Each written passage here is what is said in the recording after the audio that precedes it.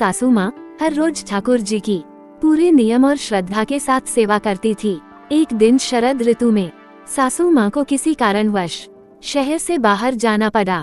सासू माँ ने विचार किया कि ठाकुर जी को साथ ले जाने से रास्ते में उनकी सेवा पूजा नियम से नहीं हो सकेगी।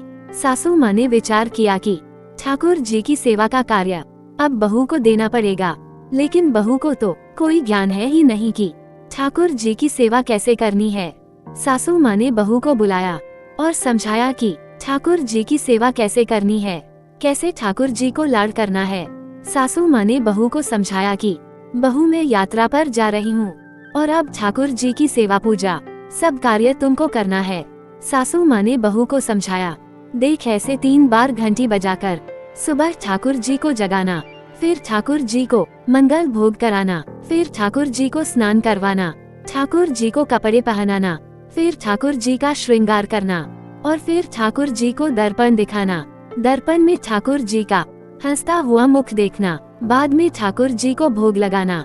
इस तरह सासू माँ ने बहू को सारे सेवा नियम समझाकर यात्रा पर चली गई। अब बहू ने ठाकुर जी की सेवा कार्य उसी प्रकार शुरू की जैसा सासू माँ ने समझाया था। ठाकुर जी को जगाया, नहलाया, कपड़े पहनाए, श्रृंगार किया और दर्पण दिखाया। सासू माँ ने कहा था कि दर्पण में ठाकुर जी को हंसता हुआ देखकर ही भोग लगाना। दर्पण में ठाकुर जी का हंसता हुआ मुख न देखकर बहू को बड़ा आश्चर्य हुआ। बहू ने विचार किया कि शायद मुझसे सेवा में कहीं कोई गलती हो गई है, तभी दर्पण में ठाकुर जी का हंसता हुआ मुख नहीं दिख रहा। बहू ने फिर से ठाकुर जी को नहलाया, श्रृंगार किया और दर्पण दिखाया, लेकिन ठाकुर जी का हंसता हुआ मुख नहीं दिखा। बहू ने फिर विचार किया कि शायद फिर से कुछ गलती हो गई। बहू ने फिर से ठाकुर जी को नहलाया, श्रृंगार किया और दर्पण दिखाया। जब ठाकुर जी का हंसता हुआ मुख नहीं दिखा तो बहू ने फिर से ठाकुर जी को नहलाया। ऐसे करते हुए बहू ने ठाकुर जी को 12 बार नहलाया, हर बार दर्पण दिखाया, मगर ठाकुर जी का हंसता हुआ मुख नहीं दिखा। अब बहू ने 13वीं बार फिर से ठाकुर जी को नहलाने की तैयारी की।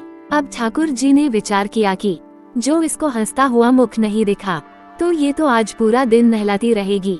अब बहू ने फिर से ठाकुर जी को नहलाया, कपड़े पहनाए, श्रृंगार किया और दर्पण दिखाया। अब बहू ने जैसे ही ठाकुर जी को दर्पण दिखाया तो ठाकुर जी अपनी मनमोहनी मंद मंद मुस्कान से हंसे।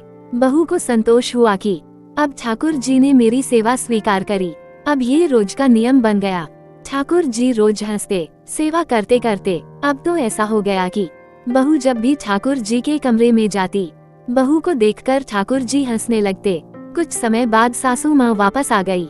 सासू माँ ने ठाकुर जी से कहा कि प्रभु क्षमा करना, अगर बहू से आपकी सेवा में कोई कमी रह गई हो तो अब मैं आ गई हूँ, आपकी सेवा बड़े ध्यान से करूँगी।